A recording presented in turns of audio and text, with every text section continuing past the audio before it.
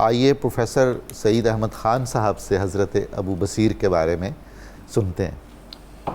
سیدنا حضرت ابو بصیر رضی اللہ تعالی عنہ، جن کا نام عتبہ بھی بتایا گیا، عتبہ بن اسید یا عبید بن اسید ثقفی، صلح نامہ حدیبیہ کا ایسا روشن باب ہے کہ جس کے نتیجے میں اللہ رب العزت نے اہل ایمان کو ان نعمتوں سے نوازا کہ جسے فتح مکہ کی صورت میں ہم نے دیکھا۔ اب نبی اکرم رحمت عالم صلی اللہ علیہ وسلم نے جب یہ معاہدہ کر لیا تو اس کے بعد وہ لوگ جو مکہ مکرمہ میں اسلام قبول کرنے کی پاداش میں اس مرحلے سے گزر رہے تھے کہ یہ ایک انتہائی مشکل مرحلہ ہے، یہ شہادت گہے الفت میں قدم رکھنا ہے، لوگ آسان سمجھتے ہیں مسلمان ہونا۔ ظلم و ستم کی کوئی ایسی صورت نہیں تھی جو ان پر نہیں آزمائی جاتی تھی۔ اب یہ حضرت ابو بصیر رضی اللہ تعالی عنہ قبیلہ بنو زہرہ کے حلیف تھے۔ اچھا، اس سے معلوم ہوتا ہے کہ یہ لوگ مکہ مکرمہ کے اندر آ کر آباد ہوئے تھے اور پھر اس قبیلے کے حلیف بنے تھے۔ اسلام قبول کرنے کی پاداش میں ان کو نہ صرف یہ کہ ہتھکڑیاں پہنائی گئیں، ان کے جسم کو داغا جاتا، انہیں اکیلے رکھ کر بھوک سے تڑپایا جاتا، طرح طرح کی اذیتوں سے گزارا جاتا۔ جب نبی اکرم رحمت عالم صلی اللہ علیہ وسلم معاہدہ کرنے کے بعد اس اطمینان کے ساتھ کہ اب مشرکین مکہ آئندہ 10 سال تک ہمارے مقابل نہیں آئیں گے، واپس تشریف لے گئے، تو سیدنا حضرت ابو بصیر رضی اللہ عنہ بھی کسی طرح تمام بندھنوں کو توڑتے ہوئے نبی اکرم رحمت عالم صلی اللہ علیہ وسلم کی خدمت میں پہنچ گئے۔ اب چونکہ معاہدے میں یہ طے ہو چکا تھا کہ جو مسلمان مکہ مکرمہ سے آئے گا وہ واپس کیا جائے گا، تو قبیلہ بنو زہرہ کے لوگوں نے اپنے آدمی بھیجے کہ نبی اکرم رحمت عالم صلی اللہ علیہ وسلم کے پاس جا کر اس کو واپس لائیں۔ اب یہ بنو زہرہ کے 2 آدمی جب آپ صلی اللہ علیہ وسلم کی خدمت میں آئے تو آپ نے معاہدے کا لحاظ رکھتے کمال ہے جی، کمال، دنیا کو یہ بتانے کے لیے اللہ اکبر کہ جب آپ کوئی معاہدہ کر لیتے ہیں تو اس پر پھر ہر حال میں آپ کو اوفو بالعہد، اپنے معاہدے کو پورا کرو، اس کے بارے میں تم سے باز پرس ہوگی۔ تو آپ نے ابو بصیر کی اس التجا کے باوجود کہ یا رسول اللہ صلی اللہ علیہ وسلم، میں کیا عرض کروں، میں کن کربناک حالات میں مبتلا تھا، مجھ پر کیا کیا ظلم کے پہاڑ توڑے جا رہے تھے، آپ پھر مجھے ان کے حوالے کرنا۔ آپ نے فرمایا کہ ہمارا معاہدہ ہے، اللہ کا نبی اس کو ہر حال میں پورا کرے گا۔ اب جب وہ دونوں حضرت ابو بصیر رضی اللہ عنہ کو لے کر واپس جانے لگے تو راستے میں ایک مقام پر وہ رکے کہ کچھ کھا پی لیں، آرام کر لیں۔ اب اسی اثناء میں ایک کے پاس خوبصورت تلوار تھی، بہت ہی دلچسپ واقعہ ہے یہ، اور اس نے ابو بصیر پر اپنا رعب جمانے کی خاطر شیخی بگھارتے ہوئے کہا کہ میری اس تلوار کے یہ کارنامے ہیں، اس سے یہ کرتا ہوں۔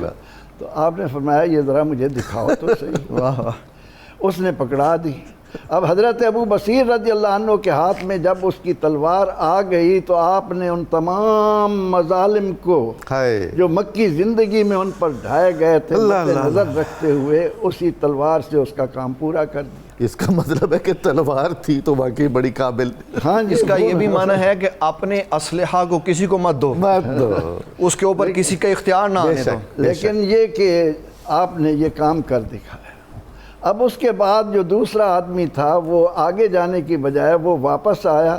اب تلوار ابو بصیر کے ہاتھ میں ہے، اس نے آ کر رسول اللہ صلی اللہ علیہ وسلم کی خدمت میں۔ اچھا حضور، یہ بڑا دلچسپ ہے کہ مشرکین مکہ کا وہ دوسرا آدمی جو قتل ہونے سے بچ گیا وہ بھی آیا پھر بارگاہ رسالت میں بجائے مکہ جانے کے۔ وہ کہنے لگا جی مجھے تو اندیشہ ہو گیا تھا کہ اس کی طرح میرا بھی کام تمام نہ ہو جائے۔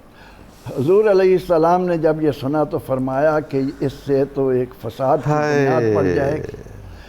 حضرت ابو بصیر رضی اللہ عنہ یہ تمام باتیں توجہ سے سن رہے تھے۔ وہ بھی آ گئے بارگاہ رسالت؟ جی آپ کو بلا لی۔ آپ صلی اللہ علیہ وسلم نے ان کے بارے میں یہ الفاظ بھی فرمایا کہ اس کی وجہ سے کوئی اور بھڑک طوفان نہ اٹھنے کھڑا ہو کا جائے۔ خدشہ ہے۔ ابو بصیر سمجھ گئے کہ پھر مجھے ان کے حوالے کیا جائے۔ اللہ حضور علیہ السلام نے فرمایا ہماری آنکھوں سے اوجھل ہو جاؤ۔ یہ آرڈر پا کر وہ وہاں سے نکلے اور سیدھا جا کر حضرت ابو جندل کے پاس۔ ابو جندل ابھی نہیں آئے تھے، اچھا اچھا، یہ بنیاد حضرت ابو بصیر نے رکھی ہے۔ یہ جب وہاں سے آئے تو سمندر کے کنارے جا کر اس شاہراہ پر جس سے شام کو تجارتی قافلے مشرکین کے جاتے تھے وہاں قیام پذیر ہو گئے۔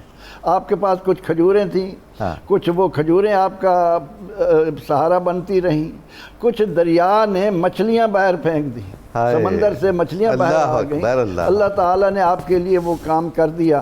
تو آپ نے وہاں پر ڈیرا لگایا، کوئی 2-3 آدمی اور آ گئے، پھر جوں خبر ملتی گئی حضرت ابو جندل بھی وہاں پہنچ گئے، اور پھر یہ تعداد علماء لکھتے ہیں کہ 300 کے قریب پہنچ گئی۔ اب ان کا کام یہ تھا کہ اسلام کے مخالف یہاں سے اپنی معیشت کو سہارا دینے کے لیے کیسے گزریں گے۔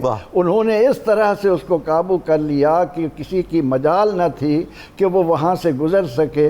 اب مشرکین مکہ نے جب یہ تمام صورتحال دیکھی تو وہ بھی ہتھیار ڈالنے پر مجبور۔ پروفیسر صاحب یہاں ایک ضروری بات مجھے اجازت دیجئے میں کروں۔ بعض مستشرقین نے یہ لکھا ہے کہ یہ جو گروہ تھا اس کو خفیہ طور پر ریاست مدینہ کی شے حاصل تھی، حاشا وکلا ایسا نہیں تھا۔